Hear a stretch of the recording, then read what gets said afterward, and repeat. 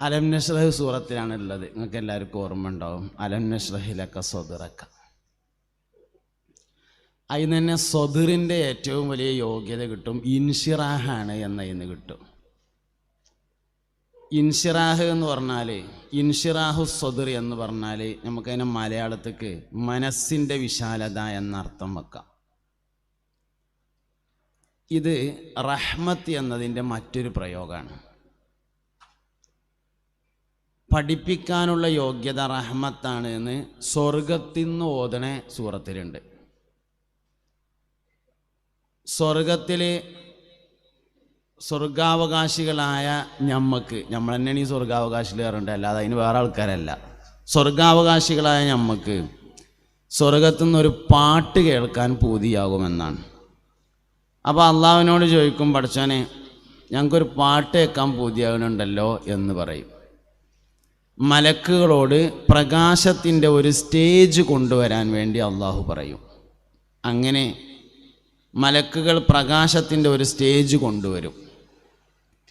അതിൽ ദാവൂദ് നബി അലൈഹിസ്സലാമിനെ കയറ്റി നിർത്തും. ശബ്ദം മുഅ്ജിസത്തായി നൽകപ്പെട്ട പ്രവാചകനാണ് സയ്യിദുനാ ദാവൂദ് അലൈഹിസ്സലാം. ഓരോ നബിമാർക്കും അതാത് കാലഘട്ടങ്ങളിലെ ജനങ്ങളുടെ കഴിവിനെ മറികടക്കുന്ന മുഅ്ജിസത്താണ് നൽകിയിട്ടുള്ളത്. ചികിത്സകന്മാർ കൂടുതലുള്ള കാലത്ത് മരിച്ചോരെ ഹയാത്താക്കുന്ന ചികിത്സ മുഅ്ജിസത്തായി നൽകി ഈസാ നബി അലൈഹിസ്സലാമിന്.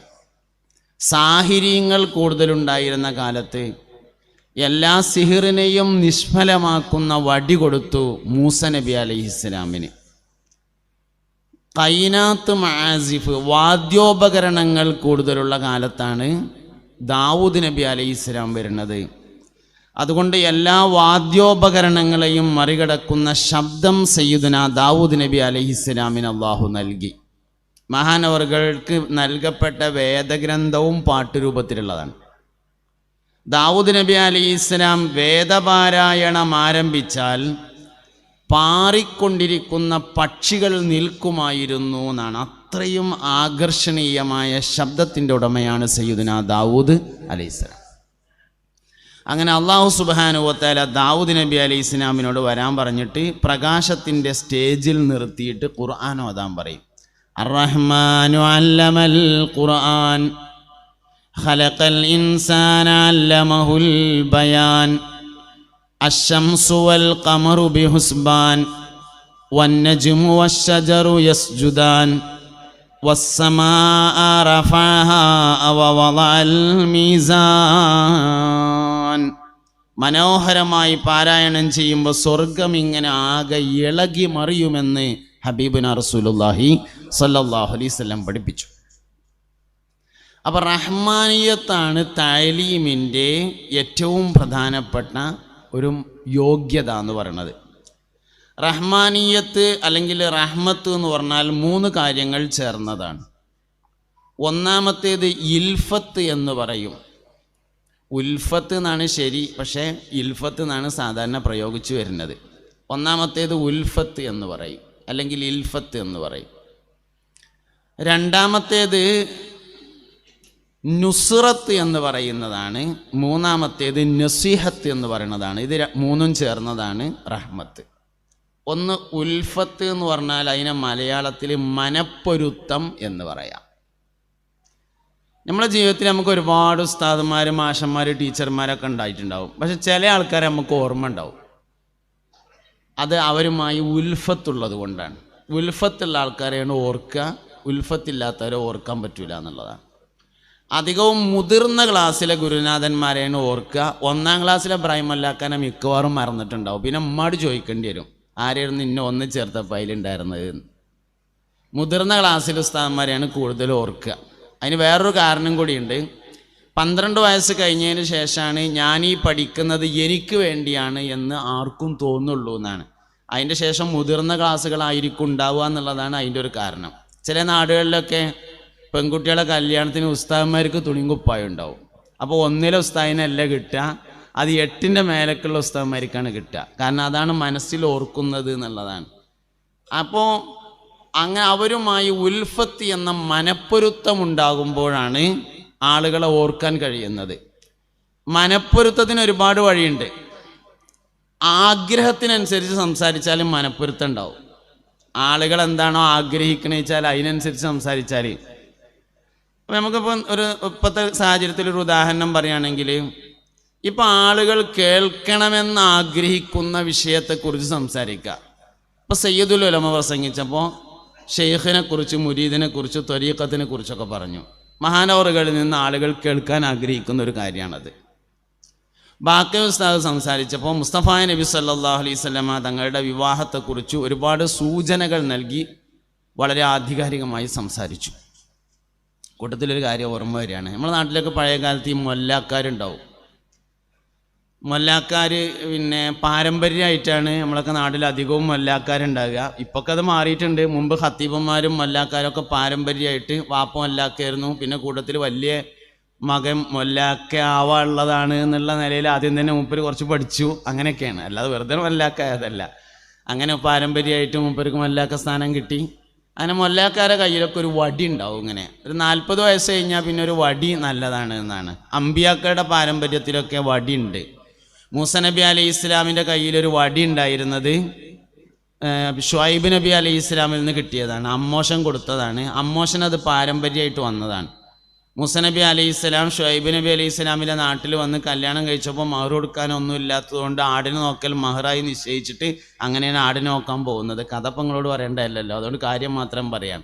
പോണ സമയത്ത് അമ്മോഷൻ വാപ്പ പറഞ്ഞു, മോനെ റൂമിൻ്റെ മൂലൊക്കെ കുറേ വടി ഇരിക്കുന്നുണ്ടായിന്ന് ഒന്ന് എടുത്തോ പറഞ്ഞു. ബെഡ്റൂമിൽ നിന്ന് ഞാൻ എൻ്റെ വക ഉണ്ടാക്കിയതാണ്. ബെഡ്റൂമിൻ്റെ മൂലൊക്കെ കുറേ വടി ഇരിക്കുന്നുണ്ടായിന്ന് ഒന്ന് പോയി എടുത്തോ പറഞ്ഞു.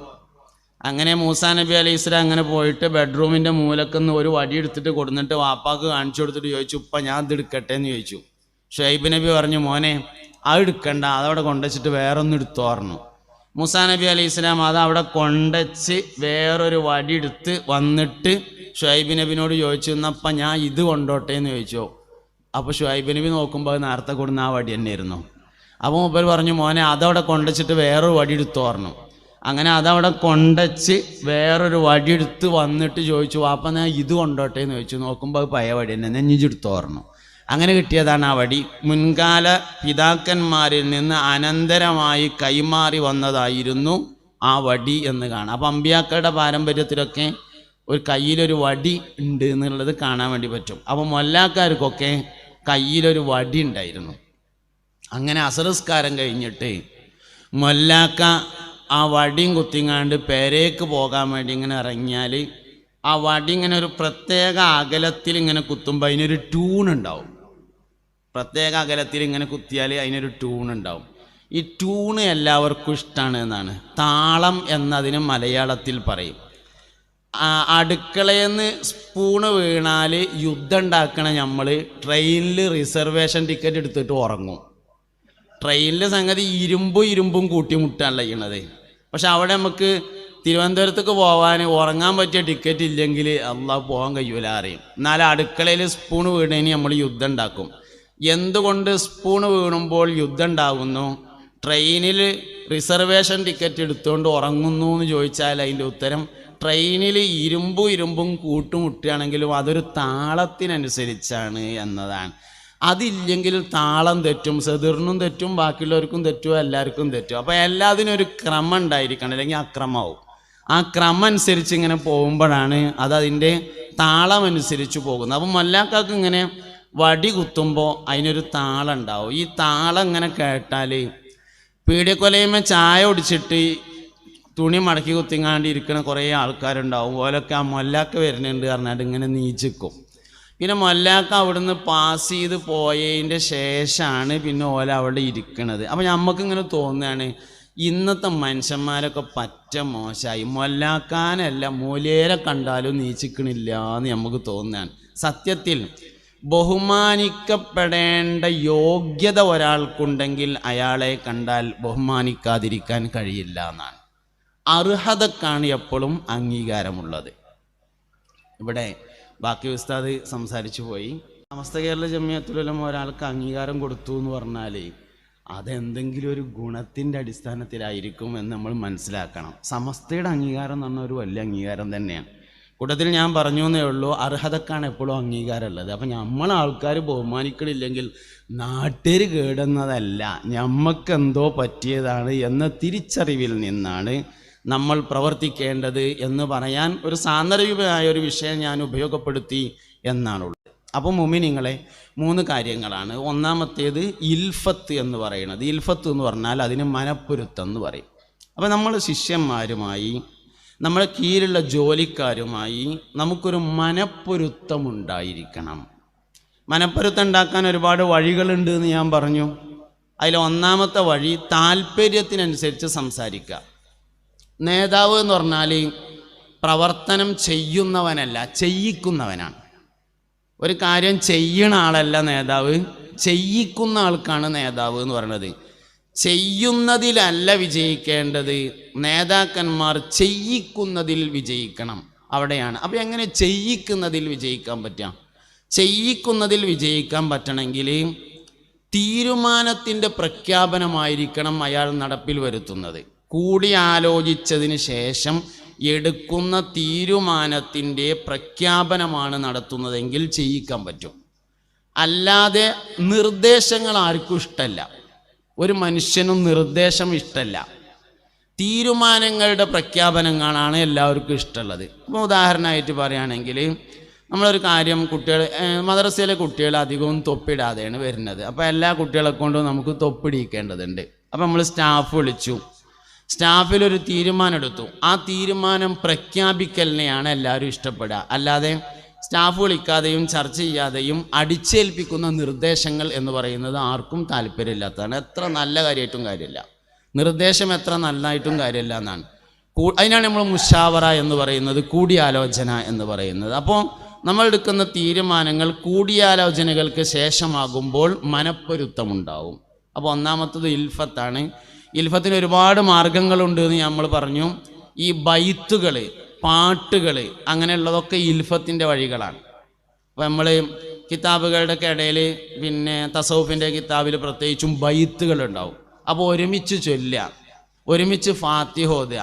അങ്ങനെ നമ്മൾ ഈ ഖിറാഅത്ത് പഠിപ്പിക്കുമ്പോൾ 7 പഠന പ്രവർത്തനങ്ങൾ പഠിപ്പിക്കുന്നതിലെ ഏറ്റവും പ്രധാനപ്പെട്ട ഒരു ഭാഗം ഒന്നിച്ചോതുക എന്നാണ്. ഗുരുവും ശിഷ്യനും ഒരുമിച്ച് ഓതുക എന്നാണ്.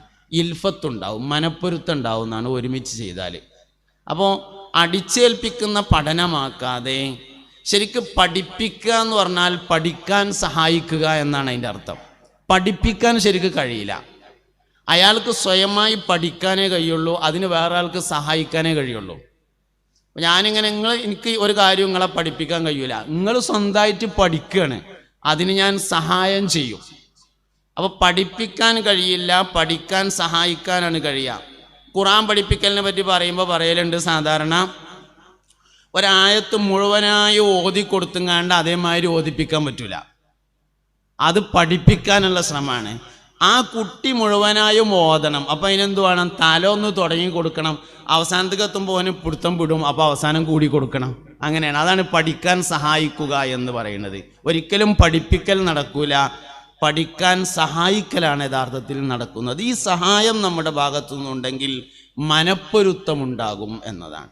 ഏതൊരു മനുഷ്യനും ആഗ്രഹിക്കുന്നതിനെ നമ്മൾ പറഞ്ഞാൽ മനപ്പൊരുത്തം ഉണ്ടാവും. ഇത് എല്ലാ കാര്യത്തിലുള്ളതാണ്, ബിസിനസ്സിലുണ്ടാവും. അത് നമ്മളൊരു കടയിൽ ചെന്നിട്ട് എന്തെങ്കിലും ഒരു സാധനത്തിന് വില ചോദിക്കുകയാണ്, ഒരു മൊബൈൽ ഫോണിന് വില ചോദിച്ചു. അപ്പോൾ ഈ വിവോൻ്റെ ഈ ഫോണിന് എന്താ വില എന്ന് ചോദിച്ചു എന്ന് വിചാരിക്കുക. ഇത് വാങ്ങിയോന്നല്ല, ഫ്രീ കിട്ടിയതാണ്, വലിയമാർക്കൊക്കെ ഫ്രീ കിട്ടുക.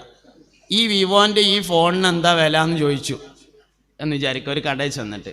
അപ്പോൾ നല്ല ട്രെയിനിങ് കിട്ടിയിട്ടുള്ള ഒരു കച്ചവടക്കാരനാണെങ്കിൽ അയാൾ പറയും, സർ വിവോൻ്റെ ഈ ഫോണിന് 32,000 രൂപയാണ്. അയാൾ എന്ത് ചെയ്തു വെച്ചാൽ ഞാൻ ചോദിച്ച ചോദ്യത്തെ ഒന്ന് ആവർത്തിച്ചു എന്നുള്ളതാണ്. അപ്പം എനിക്ക് തോന്നി അയാൾ എൻ്റെ പക്ഷക്കാരനാണ് എന്ന് തോന്നി. അയാളൊന്നും കാര്യമായിട്ടൊന്നും ചെയ്തിട്ടില്ല. സംഗതിയിൽ ഇപ്പോൾ ഞാൻ ചോദിച്ചത് വിവോൻ്റെ ഈ ഫോണിന് എന്താ വില എന്ന് ചോദിച്ചാൽ കറക്റ്റ് മറുപടി എന്താണ്? 32,000 റുപ്യാണ് എന്നാണ്. വേണമെങ്കിൽ ഇങ്ങനെയും പറയാം, വേണമെങ്കിൽ എടുത്താൽ മതി, അല്ലെ അവിടെ ഇരുന്നോട്ടെ എന്ന് അതും വേണമെങ്കിൽ പറയാം. പക്ഷെ ഞാനിത് എടുക്കണമെങ്കിൽ അയാൾക്ക് പരിശീലനം ലഭിച്ച കച്ചവടക്കാരനാണെങ്കിൽ അയാൾ പറയും, സർ വിവോൻ്റെ ഈ ഫോണിന് 32,000 രൂപയാകുന്നു എന്ന് പറയും. ഇങ്ങനെ ചെയ്യുന്നതിനാണ് മനപ്പൊരുത്തമുണ്ടാക്കുക എന്ന് പറയുന്നത്. ഒരുപാട് വഴികളുണ്ടാവും. ചില സൂചനകൾ ഞാൻ നൽകി എന്ന് മാത്രം. അതിൽ ഏറ്റവും പ്രധാനപ്പെട്ട ഒരു ഭാഗമാണ് അദ്കാറുകളൊക്കെ ചെല്ലുമ്പോൾ, ബൈത്തുകളൊക്കെ ചെല്ലുമ്പോൾ എല്ലാവരും നീച്ചയ്ക്ക് നമുക്ക് ഒരുമിച്ച് ചെല്ലുക എന്ന് പറഞ്ഞിട്ട് ഒന്നിച്ച് ചൊല്ലിയാൽ മനപ്പൊരുത്തം ഉണ്ടാക്കാം. ഇങ്ങനെയുള്ള ആളുകളെ ശിഷ്യന്മാർ ഓർക്കും. രണ്ടാമത്തത് നുസ്രത്താണ്, സഹായമാണ് നുസ്രത്ത് എന്ന് പറഞ്ഞാൽ. ഹെൽപ്പ് ചെയ്യുക. ഞാൻ നേരത്തെ പറഞ്ഞു, പഠിപ്പിക്കലല്ല പഠിക്കാൻ സഹായിക്കലാണ്, ചെയ്യലല്ല നേതാവ് ചെയ്യാൻ സഹായിക്കുകയാണ് ചെയ്യേണ്ടത്. എല്ലാ 5 വരെയുള്ള അല്ലെങ്കിൽ 7 വരെയുള്ള മദ്രസയിലെ മുഴുവൻ പട്ടികയും സർ ഉസ്താദ് എഴുതല്ല വേണ്ടത്. 3-ാം ക്ലാസ്സിൽ ഉസ്താദിനെയും 4-ാം ക്ലാസ് ഉസ്താദിനെയും പട്ടിക എഴുതാൻ സഹായിക്കുകയാണ് വേണ്ടത്. അതാണ് നേതൃഗുണം. അയാൾ തന്നെയാണ് എഴുതേണ്ടത്. അതിനാവശ്യമായ സഹായമാണ് നേതാവ് ചെയ്തു കൊടുക്കേണ്ടത്. രണ്ടാമത്തത് നുസ്രത്താണ്. മൂന്നാമത്തത് നസീഹത്താണ്. നസീഹത്ത് എന്ന് പറഞ്ഞാൽ ഗുണകാംക്ഷയാണ്. ഗുണം വരണമെന്ന ആഗ്രഹത്തോടുകൂടെ ചെയ്യുന്നതിനാണ് ഗുണകാംക്ഷ എന്ന് പറയുന്നത്. നസീഹത്തിൻ്റെ നേരെ മലയാളം അല്ലെങ്കിൽ നേരെ ഇംഗ്ലീഷാണ് കൗൺസിലിംഗ് എന്ന് പറയുന്നത്. അറബിയിൽ പറയുമ്പോൾ നസീഹത്തിൻ്റെ പരിഭാഷയാണ് കൗൺസിലിംഗ് എന്ന് പറയുന്നത്. മോഡേൺ കൗൺസിലിങ്ങും ഇസ്ലാമികമായ കൗൺസിലിങ്ങും തമ്മിൽ പ്രകടമായ ഒരു വ്യത്യാസമുണ്ട്. ആധുനിക കൗൺസിലിംഗ് എന്ന് പറഞ്ഞാൽ ഒരാൾ നമ്മളോടൊരു പ്രശ്നം വന്ന് പറഞ്ഞാൽ പ്രശ്നം അയാളുടേതാണ്, നമ്മളതിന് പരിഹാരം നിർദ്ദേശിക്കുന്ന ആൾ മാത്രമാണ്. എന്നാൽ ഇസ്ലാമികമായ കൗൺസിലിംഗ് എന്ന് പറഞ്ഞാൽ ഒരാൾ നമ്മളോടൊരു പ്രശ്നം വന്ന് പറഞ്ഞാൽ പ്രശ്നം നമ്മുടേതായി ഏറ്റെടുത്ത് പരിഹരിക്കുന്നതാണ് ഇസ്ലാമികമായ കൗൺസിലിംഗ്. വേറെ ഉദാഹരണം പറഞ്ഞാൽ ഞങ്ങൾക്ക് വേഗം മനസ്സിലാവും. മേജർ സർജറി നടക്കുകയാണ്. ഒരു ഡോക്ടർ മേജർ സർജറി നടത്തിക്കൊണ്ടിരിക്കുന്നതിൻ്റെ ഇടയിൽ 10-15 ചായൻ്റെ സമയമായാൽ അയാൾ ചായ കുടിക്കും. വലിയ ക്രിട്ടിക്കൽ സ്റ്റേജിലുള്ള ഒരു സർജറി, ഒരു ഓപ്പറേഷൻ നടക്കുകയാണെങ്കിലും ചായൻ്റെ സമയമായാൽ അയാൾ ചായ കുടിക്കും. എന്തുകൊണ്ട് കഴിയുന്നു? പ്രശ്നം അയാളുടേതല്ല, വേറെ ആളുടേതാണ്. എന്നാൽ ഒരു ഇസ്ലാമികമായ വൈദ്യന് അതെന്തെങ്കിലും ഒരു തീരുമാനമാവാതെ ചായ കുടിക്കാൻ കഴിയില്ല. അതാണ് വ്യത്യാസം. അപ്പം മോഡേൺ കൗൺസിലിംഗ് എന്ന് പറഞ്ഞാൽ കൗൺസിലിയുടേതാണ് പ്രശ്നം, നമ്മുടേതല്ല. അപ്പോൾ 1 മണിക്കൂറാണ് സമയം കൊടുത്തിട്ടുള്ളതെങ്കിൽ 1 മണിക്കൂർ കഴിഞ്ഞാൽ സമയം കഴിഞ്ഞിട്ടോ ഞാൻ അയക്കൊന്ന് ബുക്ക് ചെയ്ത് വന്നോളി എന്ന് പറയാം മോഡേൺ കൗൺസിലിങ്ങിൽ. പക്ഷേ ഇസ്ലാമിക കൗൺസിലിങ്ങിൽ അത് കഴിഞ്ഞിട്ടേ നമുക്ക് പോകാൻ കഴിയുള്ളൂ എന്നതാണ് വ്യത്യാസം. ഇത് നസീഹത്തിൻ്റെ നേരെ പരിഭാഷയാണ്. ഇത് റഹ്മത്തിൻ്റെ ഭാഗമായി ഒരാളിൽ ഉണ്ടായിത്തീരുന്നതാണ്. ഇതിനെയാണ് നമ്മൾ മലയാളത്തിൽ ഗുണകാംക്ഷ എന്ന് പറയുന്നത്. ഈ 3 കാര്യങ്ങൾ റഹ്മത്തുമായി ബന്ധപ്പെട്ടതാണ്. അത് തഅലീമിൻ്റെ ഏറ്റവും പ്രധാനപ്പെട്ട യോഗ്യതയാണ് എന്ന അർത്ഥത്തിൽ നമ്മൾ ഉൾക്കൊള്ളുകയും മനസ്സിലാക്കുകയും ചെയ്യേണ്ടതുണ്ട്. ചെയ്യുക എന്നതിനേക്കാൾ ചെയ്യിപ്പിക്കാൻ കഴിയുന്നിടത്താണ് വിജയം.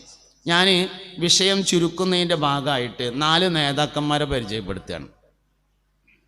ആ 4 നേതാക്കന്മാരെയും പേര് എല്ലാ വെള്ളിയാഴ്ചയും ജുമുഅക്ക് എന്നാൽ ഖത്തീബും മുടങ്ങാതെ പറയും. ഒറ്റാഴ്ചയും മുടങ്ങലില്ല. അതിന് ശേഷമുള്ളതൊക്കെ ചിലപ്പോൾ വെട്ടി ചുരുക്കിയാലും 4 ആൾക്കാരെ പേര് ചുരുക്കലില്ല. 4 വലിയ നേതാക്കന്മാർ: Sayyiduna Abu Bakr Siddiq, Umar ibn al Khattab, Uthman ibn Affan, Ali ibn Abi Talib. ഈ 4 ആൾക്കാരാണ് പഠിച്ചാൽ നേതൃഗുണം പഠിയുന്നതാണ്. മൊത്തത്തിൽ പറയല്ല, ഓരോരുത്തർക്കും ഓരോ ഗുണം ഞാൻ പറയാം. സയ്യിദുന അബൂബക്കർ സിദ്ദീഖ് റളിയല്ലാഹു അൻഹു വലിയൊരു യോദ്ധാവല്ല, വെട്ടും കുത്തൊന്നും ചെയ്യുന്ന ആളല്ല. സിദ്ദീഖ് റളിയല്ലാഹു അൻഹു എന്തേലും കാട്ടുന്ന ആർക്കോട്ട് പേടിയില്ല. അങ്ങനെയൊക്കെ ആണെങ്കിലും മഹാനായ സിദ്ദീഖുൽ അക്ബർ റളിയല്ലാഹു അൻഹു മദീനത്തെ പള്ളിയിൽ സാധാരണ വന്നാൽ ഇരിക്കാറുള്ള ഒരു സ്ഥലമുണ്ട്. അവിടെ ഒരു ദിവസം അദ്ദേഹം വരാൻ നേരം വൈകിയാൽ വേറൊരാൾ ഇരിക്കുമായിരുന്നില്ല. കൊടട്ട് പിടിച്ചതല്ല, മുസല്ല വിരിച്ചതല്ല, ബാഗ് അവിടെ നേരത്തെ കൊണ്ടുവച്ചതല്ല, പക്ഷെ വേറൊരാൾ ഇരിക്കൂല. ഇതാണ് യോഗ്യത. ഇതിനെയാണ് യോഗ്യത എന്ന് പറയുന്നത്. ഈ യോഗ്യത എങ്ങനെയാണ് സയ്യിദുനാ സിദ്ദീഖുൽ അക്ബർ റളിയല്ലാഹു അൻഹുവിന് ഉണ്ടായിത്തീർന്നിട്ടുള്ളത്? ഇതാണ് ആദ്യമായി പഠിക്കേണ്ട ഒരു വിഷയം. സയ്യിദുനാ സിദ്ദീഖുൽ അക്ബർ റളിയല്ലാഹു അൻഹു ഇസ്ലാമിലേക്ക് കടന്നു വരുന്നതിൻ്റെ മുമ്പും ശിർക്ക് ചെയ്യാത്ത ആളാണ്.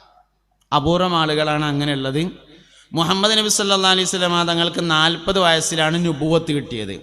നുബുവത്തിൻ്റെ ശേഷം വിരോധിക്കപ്പെടാവുന്ന ഒരു കാര്യവും മുസ്തഫ നബി സല്ലല്ലാഹു അലൈഹി വസല്ലം തങ്ങൾ നുബുവത്തിൻ്റെ മുമ്പും ചെയ്തിട്ടില്ല എന്നുള്ളത് നബി തങ്ങളുടെ ഒരു പ്രത്യേകതയാണ്. നുബുവത്തിൻ്റെ ശേഷം വിരോധിക്കപ്പെടാൻ പോകുന്ന ഒരു കാര്യം നബി സല്ലല്ലാഹു അലൈഹി വസല്ലമ തങ്ങൾ നുബുവത്തിൻ്റെ മുമ്പും ചെയ്തിട്ടില്ല. അപ്പോൾ സയ്യിദുനാ സിദ്ദീഖുൽ അക്ബർ റളിയല്ലാഹു അൻഹുവിൻ്റെ ധാരാളം ഗുണങ്ങളിലെ ഏറ്റവും പ്രധാനപ്പെട്ട ഒരു ഗുണം പാരമ്പര്യ ഗുണമായിരുന്നു. മുസ്തഫായ നബി സല്ലല്ലാഹു അലൈഹി വസല്ലമ തങ്ങളുടെ വാപ്പമാരിൽ മുറത്ത് എന്നവരിലേക്ക് ചെന്നുമുട്ടുന്ന പിതാക്കന്മാരുടെ പരമ്പരയാണ് സയ്യിദുനാ സിദ്ദീഖുൽ അക്ബർ റളിയല്ലാഹു അൻഹുവിനുള്ളത്. പാരമ്പര്യ ഗുണം. ഈ പാരമ്പര്യ ഗുണത്തെയാണ് നമ്മൾ തറവാട് എന്ന് പറയണത്.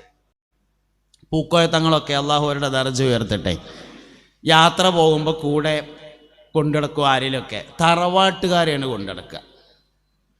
പ്രധാനപ്പെട്ട എന്തെങ്കിലുമൊക്കെ വിഷയങ്ങളുണ്ടെങ്കിൽ അതിൽ തീരുമാനം എടുക്കുന്നതിന് മുന്നേ തറവാട്ടുകാരെ യോഗം വിളിക്കും. ചാക്കീരികൾ, അങ്ങനെയൊക്കെയുള്ള ചങ്ങമ്പള്ളിക്കാർ, അങ്ങനെയൊക്കെയുള്ള വലിയ വലിയ തറവാട്ടിൽ നിന്നുള്ള ആൾക്കാരൊരു യോഗം വിളിച്ചിട്ട് എന്താ പങ്ങളെ അഭിപ്രായം എന്ന് ചോദിക്കും.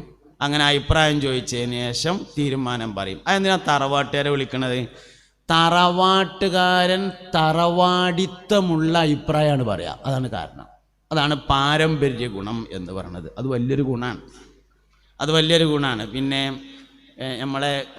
കാടേരി ഉസ്താദിനെ മുഷാവറയിലേക്ക് തിരഞ്ഞെടുക്കപ്പെട്ടിട്ടുള്ള അദ്ദേഹം ദർസ് നടത്തുന്ന ഇരുമ്പ് ചോലയിൽ ഒരു സ്വീകരണ പരിപാടി ഉണ്ടായിരുന്നു. അപ്പോൾ സയ്യിദുൽ ഉലമയുടെ ഉദ്ഘാടനം പ്രസംഗത്തിന് എന്നെ വിളിച്ചിരുന്നു. അപ്പം പോയി. അപ്പോൾ സയ്യിദുൽ ഉലമൻ്റെ പ്രസംഗത്തിൽ പറഞ്ഞൊരു പോയിൻ്റ് അതായിരുന്നു, പാരമ്പര്യമുള്ളവരിലേക്ക് ഇൽമ് ചേർന്നാൽ അത് വലിയ മഹത്വമായിരിക്കും എന്നാണ്. എല്ലാറ്റിനും ഒരു പാരമ്പര്യമുണ്ട്.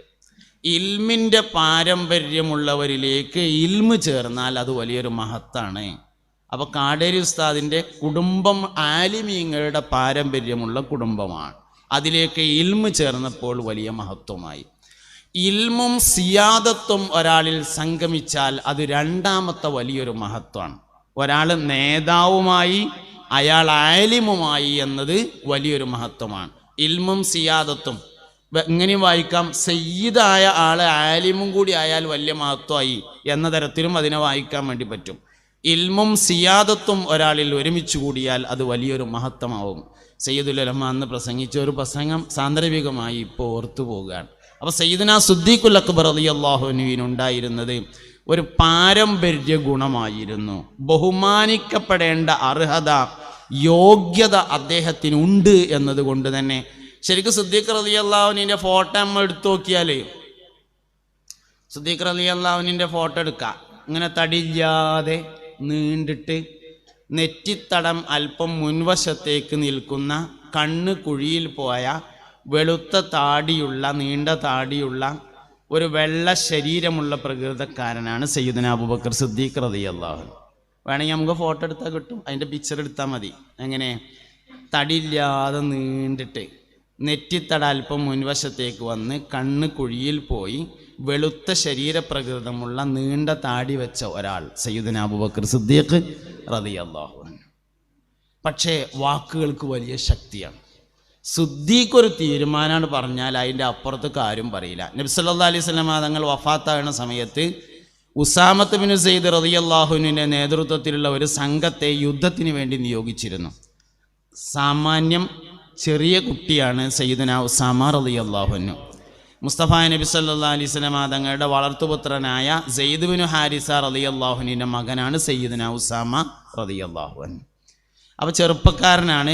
നബി തങ്ങൾ വഫാത്താകുന്നതിന് മുമ്പ് ഒരു യുദ്ധസംഘത്തിൻ്റെ നേതാവായി മഹാനവറുകളെ നിയോഗിച്ചു. പക്ഷേ മഹാനവറുകൾ പുറപ്പെടുന്നതിൻ്റെ മുമ്പ് മുത്തുനബി സല്ലല്ലാഹു അലൈഹി വസല്ലം വഫാത്തായി. നബി തങ്ങൾ വഫാത്തായി. സിദ്ദീഖ് റളിയല്ലാഹു അൻഹു ഖിലാഫത്ത് ഏറ്റെടുത്തു. ആദ്യമായി ചെയ്ത പ്രവർത്തനം ഉസാമ റളിയല്ലാഹു അൻഹുവിൻ്റെ നേതൃത്വത്തിലുള്ള സംഘത്തെ യുദ്ധത്തിന് അയക്കലാണ്. നാട്ടുകാരുടെ മൊത്തത്തിലൊരു അഭിപ്രായം ഉണ്ടായി, ഈ സമയത്ത് എന്തിനാ ഇപ്പോൾ ഒരു യുദ്ധം? അതും ചെറിയ കുട്ടിയായ ഉസാമനെ മുമ്പിൽ വെച്ചിട്ട് അലി റളിയല്ലാഹു അൻഹുവിനെ പോലെയുള്ള ധീരന്മാരായ ആൾക്കാർ, യുദ്ധതന്ത്രം അറിയുന്ന വലിയ വലിയ ആൾക്കാരൊക്കെ ഇവിടെ ഉണ്ട്. ഓല ആരെങ്കിലും ഒരാളെ നേതാവാക്കിയിട്ട് കുറച്ച് കഴിഞ്ഞിട്ട് യുദ്ധസംഘത്തെ ഒന്ന് അഴിച്ചു പണിയൊക്കെ എടുത്തിട്ട് ആക്കത്തിനൊക്കെ പോയാൽ പോരേന്ന് ആൾക്കാർക്കിടയിലൊരു അഭിപ്രായം. പക്ഷെ ആരാപ്പം അത് സിദ്ദീഖ് തങ്ങളോട് പറയാ? ഉമർ ഖത്താബ് പറഞ്ഞോളൂ എന്ന് പറഞ്ഞ എല്ലാവരും. അങ്ങനെ എല്ലാവരും കൂടി ഉമർ ഖത്താബ് റളിയല്ലാഹുവിൻ്റെ അടുക്കൽ വന്നു. മൂപ്പരോട് പറഞ്ഞു, ഇങ്ങനെയൊക്കെ ഞങ്ങൾക്കൊരു അഭിപ്രായം ഉണ്ട് പറഞ്ഞു. ഉമർ ഖത്താബ് പറഞ്ഞു, ആ അഭിപ്രായം എനിക്കും ഉണ്ട് പറഞ്ഞു. ഞങ്ങൾ പോയി പറയാറുണ്ട്, ആയിക്കോട്ടെ ഞാൻ പറഞ്ഞോളാറുണ്ട്. അങ്ങനെ മൂപ്പര് വന്നു. സിദ്ദീഖ് റളിയല്ലാഹു അൻഹുവിനോട് പറഞ്ഞു, അബൂബക്കർ സിദ്ദീഖേ, ഈ സമയത്തൊരു യുദ്ധം വേണ്ടാന്ന് പൊതുവെ അഭിപ്രായമുണ്ട്. കുറച്ച് കഴിഞ്ഞ് യുദ്ധസംഘത്തെയൊക്കെ ഒന്ന് അലകും പിടിയൊക്കെ ഒന്ന് മാറ്റി ഉഷാറാക്കി നേതൃസ്ഥാനത്ത് തഴക്കും പഴക്കമുള്ള ആൾക്കാരൊക്കെ വെച്ചിട്ട് കുറച്ച് കഴിഞ്ഞിട്ട് പോരേ എന്നാണ് പൊതുവെ ഉള്ള അഭിപ്രായം എന്ന് പറഞ്ഞു. സിദ്ദീഖ് റളിയല്ലാഹു പറഞ്ഞു, ഉസാമത്ത് ബിൻ സെയ്ദ് റളിയല്ലാഹുവിൻ്റെ നേതൃത്വത്തിലുള്ള സംഘം യുദ്ധത്തിന് പോയി, എന്നിട്ട് അവർ തോറ്റു എന്ന് സങ്കല്പിച്ചോളി. തോറ്റത് കാരണം ശത്രുക്കൾ മദീനയിലേക്ക് കടന്നു വന്നു. മദീനയിലെ സ്ത്രീകളുടെയും കുട്ടികളുടെയും മൃതശരീരങ്ങൾ കൊണ്ട് മദീനയുടെ തെരുവോരങ്ങൾ നിറഞ്ഞു കവിഞ്ഞാലും അള്ളാഹുവിൻ്റെ റസൂൽ മുന്നോട്ട് വെച്ച സംഘത്തെ തിരിച്ചു വിളിക്കൂലെന്ന് പറഞ്ഞപ്പോൾ ഉമർ ഇബ്നുൽ ഖത്താബ് റളിയല്ലാഹു അൻഹു പറഞ്ഞു, അതിനെയാണ് എൻ്റെ അഭിപ്രായം എന്ന് പറഞ്ഞു. ആണ് നേതൃഗുണം എന്ന് പറഞ്ഞത്. എന്തിനാ നമ്മൾ തോനെ പറയേണ്ട ആവശ്യം? അതാണ് വലിയ അംഗീകാരമായിരുന്നു സയ്യിദുനാ സിദ്ദീഖുൽ അക്ബർ റളിയല്ലാഹു അൻഹുവിന്. അതാണ് നിലപാട്. ആ നിലപാട് അംഗീകരിക്കപ്പെടും. തന്നെയാണ് സിദ്ദീഖുൽ അക്ബർ റളിയല്ലാഹു അൻഹു. നേതൃത്വം എങ്ങനെയാണെന്നുള്ളതിന് ആദ്യം സിദ്ദീഖുൽ അക്ബറിനോട് പഠിച്ചാൽ മതി റളിയല്ലാഹു അൻഹു. രണ്ടാമത്തെ ആൾ ഉമർ ഇബ്നുൽ ഖത്താബ് റളിയല്ലാഹു അൻഹു. ചിലപ്പോഴെങ്കിലും തെറ്റിദ്ധരിച്ച ഒരാളാണ് സയ്യിദുനാ ഉമർ ഇബ്നുൽ ഖത്താബ് റളിയല്ലാഹു അൻഹു. ഞാൻ ഉമർ ഖത്താബ് നൊരോളിച്ചാത്ത ആളാണെന്ന്, അല്ല ഇളകിയാന്ന് നൊരോളിച്ച ആളാണ് സയ്യിദുനാ ഉമർ ഇബ്നുൽ ഖത്താബ്. ചെറിയ കാരണം മതി മൂപ്പര് കരയാനേ, ചെറിയ എന്തേലും വിഷയം ഉണ്ടായാൽ മതി. ഒരു ദിവസം മദീന പള്ളിയുടെ ചെരുവിൽ നിന്ന് കുട്ടികൾ കരയുന്നത് പോലെയുള്ള കരച്ചിൽ കേൾക്കുന്നു.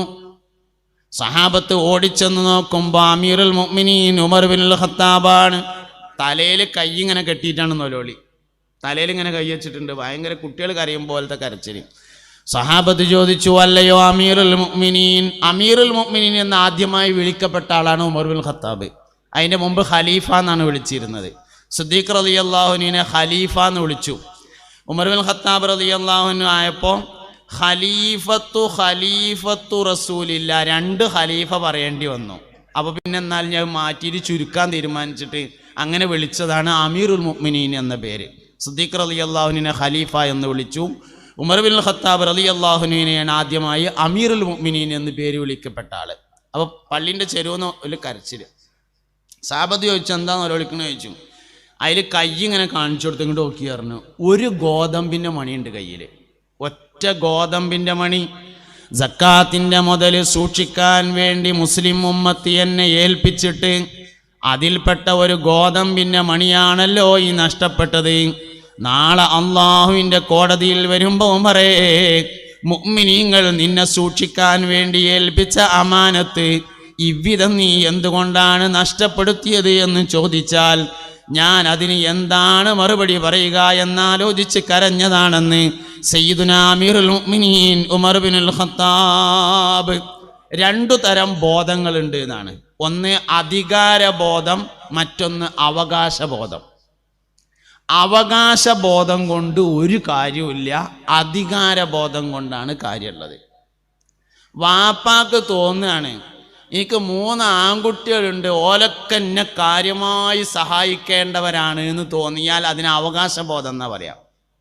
10-24 കൊല്ലം ഞാൻ ഓനെ നോക്കി വളർത്തിയിട്ട് എനിക്കൊരാവശ്യം വന്നപ്പോൾ ഇന്നെക്കൊണ്ട് ചെയ്തത് ഇതാണല്ലോ എന്ന് വാപ്പാക്ക് തോന്നും. അത് അവകാശബോധമാണ്.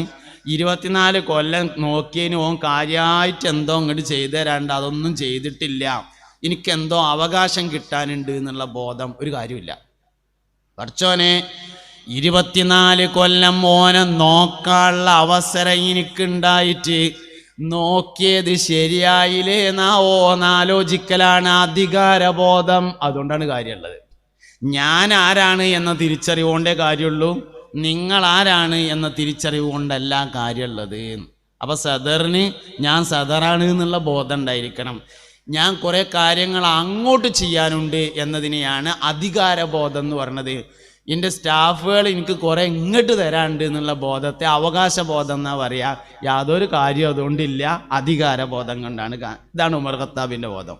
സയ്യിദുനാ ഉസ്മാൻ ഇബ്നു അഫ്ഫാൻ റളിയല്ലാഹു അൻഹു മൂന്നാമത്തെ ആള്. എന്താ ഉസ്മാൻ റളിയല്ലാഹു അൻഹുവിൻ്റെ പ്രത്യേകത? സമാധാനത്തിൻ്റെ വെള്ളരിപ്രാവ് എന്ന് വിശേഷിപ്പിക്കപ്പെട്ട ആളാണ് സയ്യിദുനാ ഉസ്മാൻ ഇബ്നു അഫ്ഫാൻ. സമാധാനം തകർക്കുന്ന ഒരു വിഷയത്തിനും തയ്യാറില്ല, ഒരു വിഷയത്തിനും തയ്യാറില്ല. ഉസ്മാൻ റളിയല്ലാഹു അൻഹു കൊല്ലപ്പെടുന്നത് മാപ്പിളാർ കുത്തിയിട്ടാണല്ലോ. ഉസ്മാൻ റളിയല്ലാഹു അൻഹു കൊല്ലപ്പെടുന്നത് മാപ്പിളാര് കുത്തിയിട്ട് തന്നെയാണ്. മഹാനവറുകളുടെ കാലഘട്ടത്തിൽ വലിയൊരു തർക്കമുണ്ടായി. ഗവർണറെ നിയമിച്ചത് ശരിയല്ല എന്നാണ് അഭിപ്രായം. അങ്ങനെ ആൾക്കാരെ കൂടിയും സംഘടിച്ച്, പട്ടാളക്കാരനെയാണ് എതിരുള്ളത്, എല്ലാവരും കൂടിയും സംഘടിച്ച് കണ്ട് ഉസ്മാൻ റളിയല്ലാഹു അൻഹുവിൻ്റെ അടുത്ത് വന്നിട്ട് പറഞ്ഞു, കൂഫയിലേക്ക് നിശ്ചയിച്ച ഗവർണർ ശരിയല്ല, അയാളെ മാറ്റണം എന്ന് പറഞ്ഞു. ഉസ്മാൻ റളിയല്ലാഹു അൻഹു പറഞ്ഞു, ആരോപണ വിധേയനായ ആൾ, കുറ്റാരോപിതനായ ആളെ വിചാരണ നടത്താതെ തീരുമാനം എടുക്കാൻ കഴിയൂല.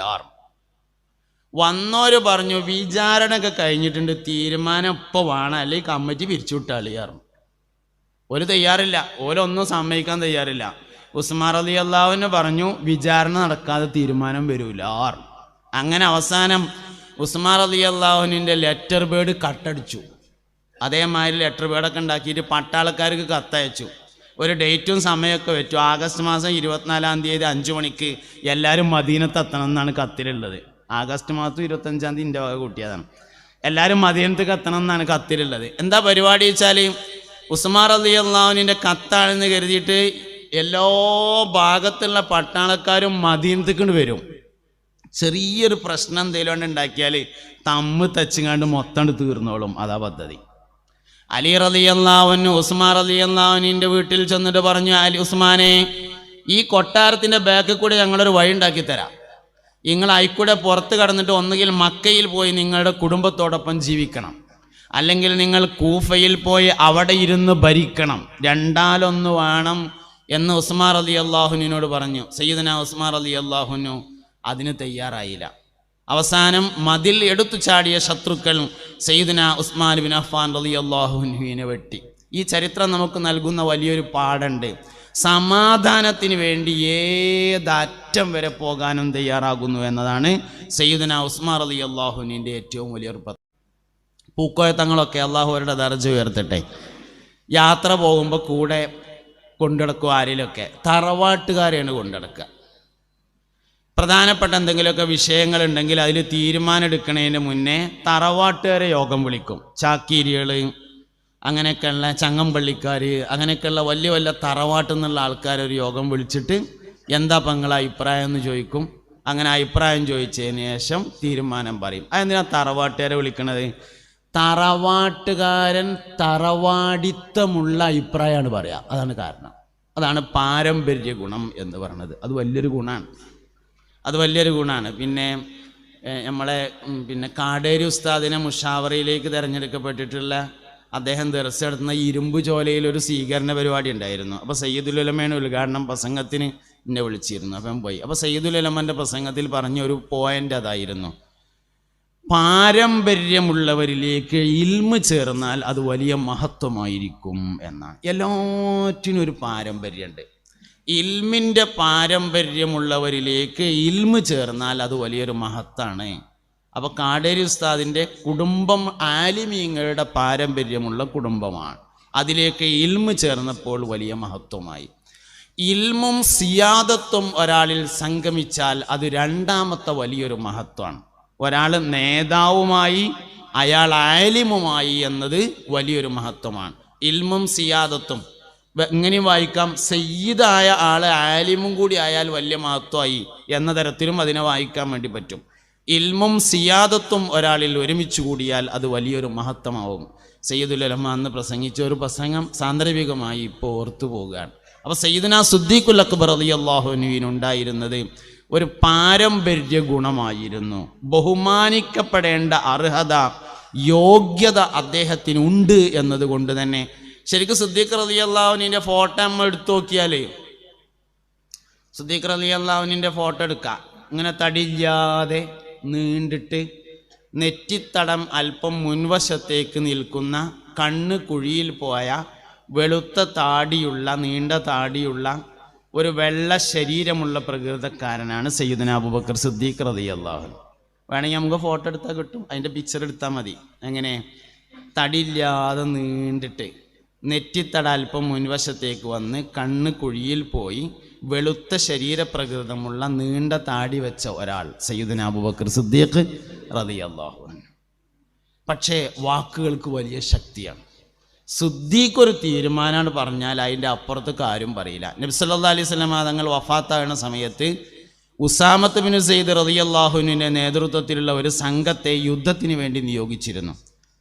സാമാന്യം ചെറിയ കുട്ടിയാണ് സയ്യിദുന ഉസാമ റളിയല്ലാഹു അൻഹു. മുസ്തഫ നബി സല്ലല്ലാഹു അലൈഹി വസല്ലം തങ്ങളുടെ വളർത്തുപുത്രനായ സെയ്ദ് ബിൻ ഹാരിസ റളിയല്ലാഹുവിൻ്റെ മകനാണ് സയ്യിദുന ഉസാമ റളിയല്ലാഹു അൻഹു. അപ്പോൾ ചെറുപ്പക്കാരനാണ്. നബി തങ്ങൾ വഫാത്താകുന്നതിന് മുമ്പ് ഒരു യുദ്ധസംഘത്തിൻ്റെ നേതാവായി മഹാനവറുകളെ നിയോഗിച്ചു.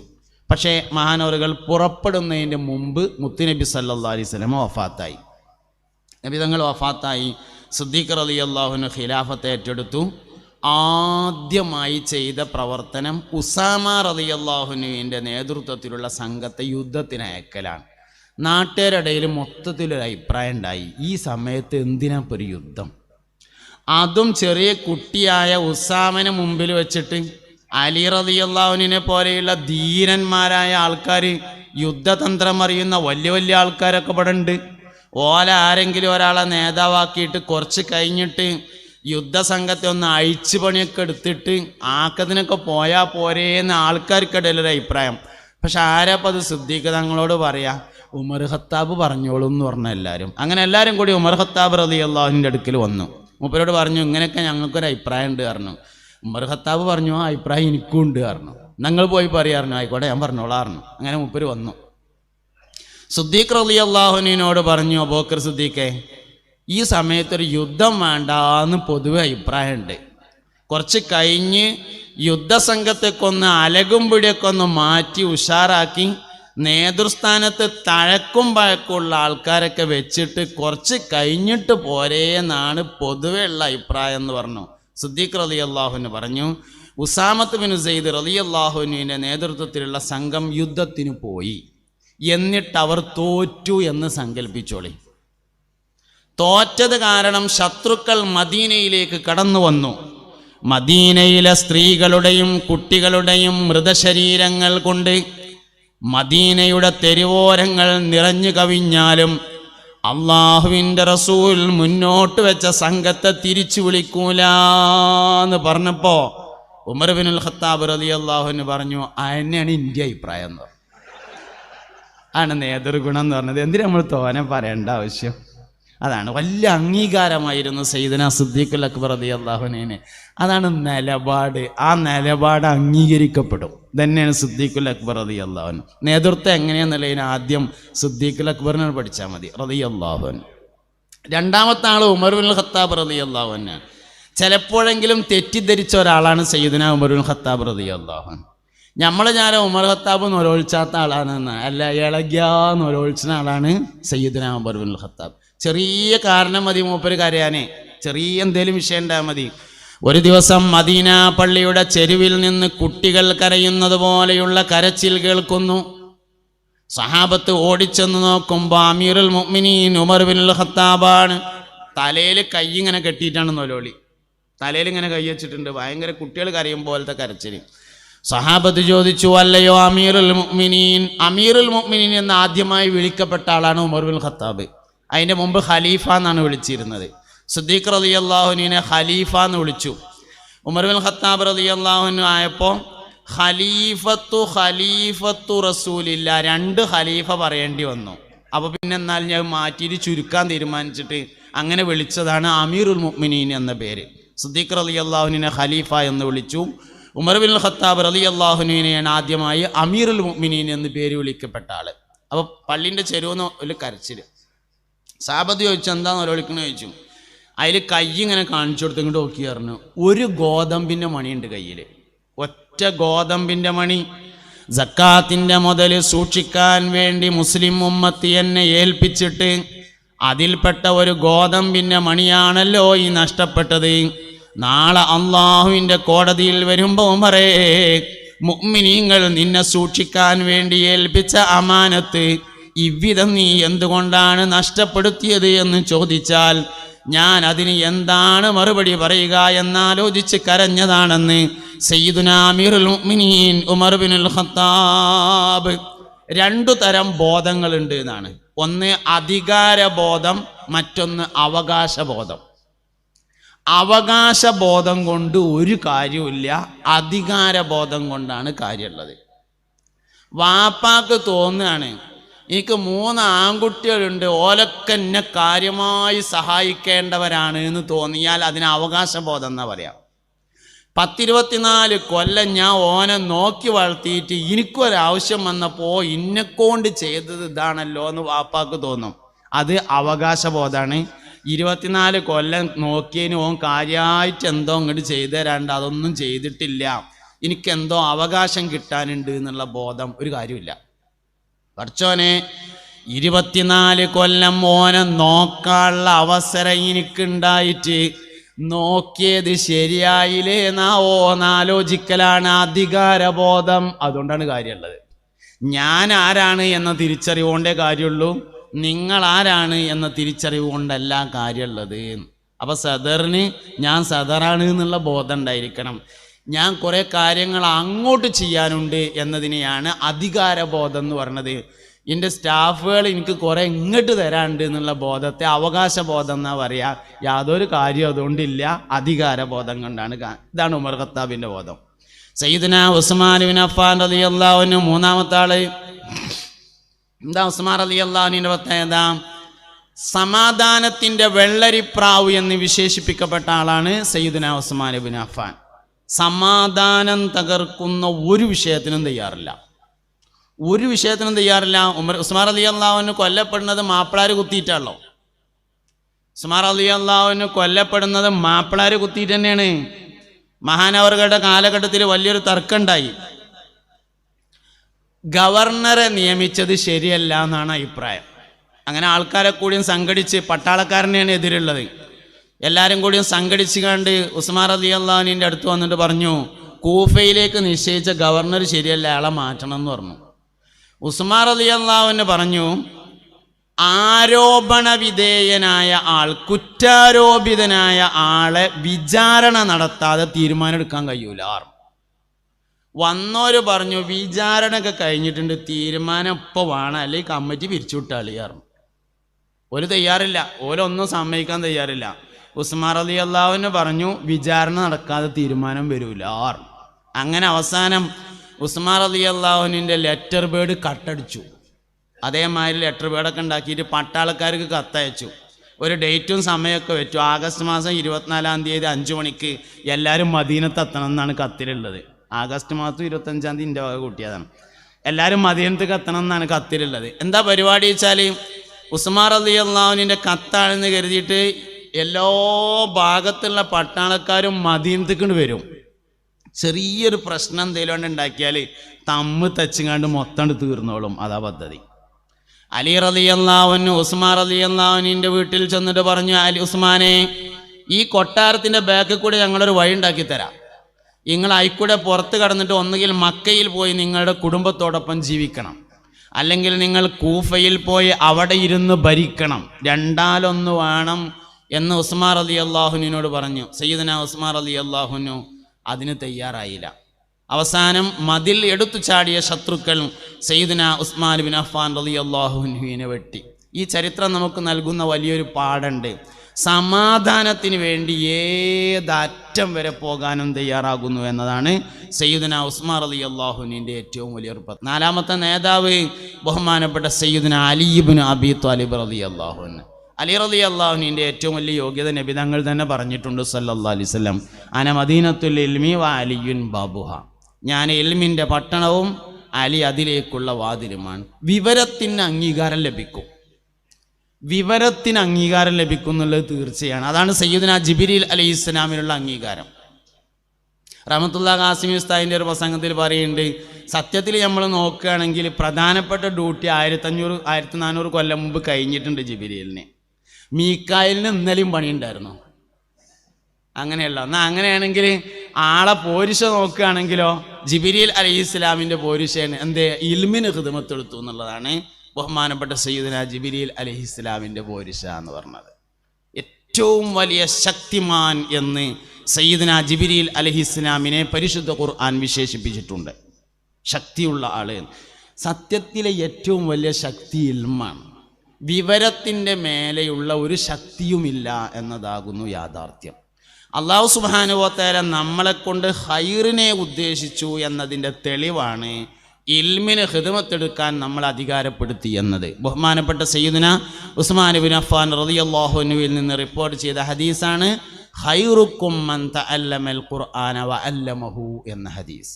നിങ്ങളിൽ നിന്ന് ഏറ്റവും ഖൈറായ ആള് ഖുർആനിനെ പഠിക്കുകയും അതിനെ പഠിപ്പിക്കുകയും ചെയ്യുന്നവനാകുന്നു. അപ്പോൾ ഖൈറിൻ്റെ വഴിയിലേക്ക് അള്ളാഹു നമ്മളെ തെരഞ്ഞെടുത്തിട്ടുണ്ട് എന്നതിൻ്റെ തെളിവാകുന്നു ഇത്. മുത്തുനബി അഭിമാനത്തോടുകൂടെ പറഞ്ഞിട്ടുണ്ട്, ഞാൻ മുഅല്ലിമാണ് എന്ന്. ഇന്നമാ ബുഇസ്തു മുഅല്ലിമൻ മുയസ്സിറ. അല്ലാഹു സുബ്ഹാനഹു വ തആല എന്നെ യാത്രയാക്കിയിട്ടുള്ളത് ട്രെയിനിങ് ഉള്ള അധ്യാപകനായിട്ടാണ് എന്ന്. മുയസ്സിറ എന്ന് പറഞ്ഞാൽ ട്രെയിനിങ് ഉള്ള ആള്. ഇന്നമാ ബുഇസ്തു മുഅല്ലിമൻ മുയസ്സിറ. തീർച്ചയായും അള്ളാഹു എന്നെ പരിശീലനം സിദ്ധിച്ച അധ്യാപകനായിട്ടാണ് നിയോഗിച്ചിട്ടുള്ളത്. എല്ലാ അമ്പിയാക്കളും മുഅല്ലിമീങ്ങളായിരുന്നു. അമ്പിയാക്കൾ മുഴുവനും മുഅല്ലിമീങ്ങളും അധ്യാപകരുമായിരുന്നു. മുസ്തഫായ നബി സല്ലല്ലാഹു അലൈഹി വസല്ലം തങ്ങൾ വളരെ അഭിമാനത്തോടുകൂടി അത് പറയുകയും ചെയ്തിട്ടുണ്ട്. തലബുൽ ഇൽമി സാഅ, ഒരു മണിക്കൂർ വിദ്യാഭ്യാസം നേടുക എന്ന് ഇത് പറഞ്ഞത് എന്തിനാ വെച്ചാൽ നമുക്ക് നമ്മളെ മഹത്വം വേഗം മനസ്സിലാകും, മറ്റുള്ളവരെ മഹത്വം അത്ര മനസ്സിലാവില്ല. ഒരാൾ സാദാ സീതയാണ് എന്ന് പറഞ്ഞാൽ അതിൻ്റെ അർത്ഥം നമ്മൾ ആൾക്കാരെ പറ്റി പറയല്ലോ, ഒരാൾ സാദാ സീത എന്നുള്ളത് നോർമൽ എന്നുള്ളതിൻ്റെ മലയാളം കേട്ടോ. ഒരാൾ സാദാ സീതയാണെന്ന് നമ്മൾ പറഞ്ഞാൽ അതിൻ്റെ അർത്ഥം എന്താ വെച്ചാൽ രണ്ട് കാര്യങ്ങളാണ്. ഒന്ന്, സ്വന്തം നിലവാരത്തെ തിരിച്ചറിയുന്ന ആൾ സാദാ സീതയാണ്. ഞാൻ ആരാണ് എന്ന തിരിച്ചറിവുണ്ടെങ്കിൽ അവൻ സാദാ സീതയാണ്. രണ്ടാമത്തത്, മറ്റുള്ളവർ ആരാണ് എന്ന തിരിച്ചറിവുണ്ടെങ്കിലും സാദാ സീതയാണ്. അപ്പം നമുക്ക് നമ്മളെക്കുറിച്ചറിഞ്ഞാൽ പോരാ, മറ്റുള്ളവരെ കുറിച്ചറിയണം, വിദ്യാർത്ഥികളെ കുറിച്ചറിയണം, മുതഅല്ലിമീങ്ങളെ കുറിച്ചറിയണം. അപ്പോൾ വിദ്യാർത്ഥികളുടെ മഹത്വത്തെക്കുറിച്ച് നമ്മൾ ഉൾക്കൊള്ളണം. അവിടെയാണ് പറഞ്ഞത്, ആയിഷ ബിബി റളിയല്ലാഹു അൻഹയിൽ നിന്ന് ഉദ്ധരിക്കുന്ന ഹദീസിൽ കാണാം, സമീഅതു റസൂലല്ലാഹി സ്വല്ലല്ലാഹു അലൈഹി വസല്ലം, മുസ്തഫ നബി സല്ലല്ലാഹു അലൈഹി വസല്ലം തങ്ങൾ പറയുന്നത് ഞാൻ കേട്ടു, ത്വലബുൽ ഇൽമി സാഅ, ഒരു സാഅത്ത് ഇൽമ പഠിക്കൽ ഖൈറും മിൻ അൽഫി റക്അ, 1000 റക്അത്ത് നിസ്കരിക്കുന്നതിനേക്കാൾ ഖൈറാണ്. വേറൊരു റിവായത്തിലുണ്ട് ഖൈറും മിൻ സ്വലാത്തി ലൈല, ഒരു രാത്രി മുഴുവൻ നിസ്കരിക്കുന്നതിനേക്കാൾ ഖൈറാകുന്നു. അപ്പം നമ്മൾ മാത്രമല്ല മഹത്വമുള്ളവർ, അവരും മഹത്വമുള്ളവരാണ് എന്ന് ഉൾക്കൊള്ളുമ്പോഴാണ് സാദാ സീതയായിത്തീരുന്നത്. അപ്പോൾ ഒരു സാദാ സീത സദർമാരാവാൻ എല്ലാവരും പരിശ്രമിക്കണം എന്ന് മാത്രമാണ് വൈകിയ ഈ സമയത്തെ ഉപയോഗപ്പെടുത്തി പറയാനുള്ളത്. അല്ലാഹു റബ്ബുൽ ഇസ്സത്ത് നമ്മളെല്ലാവരെയും ഖൈറിൻ്റെ അഹ്ലുകാരിൽ ചേർക്കട്ടെ. اللهم ألف بين قلوبنا وأصلح ذات بيننا واهدنا سبل السلام ونجنا من الظلمات إلى النور. ربنا لا تزغ قلوبنا بعد إذ هديتنا وهب لنا من لدنك رحمة إنك أنت الوهاب. سبحانك اللهم وبحمدك أشهد أن لا إله إلا أنت أستغفرك وأتوب إليك. وصلى الله تعالى وسلم على خير خلقه سيدنا محمد وآله وصحبه أجمعين. أوصيكم بالدعاء. السلام عليكم ورحمة الله وبركاته.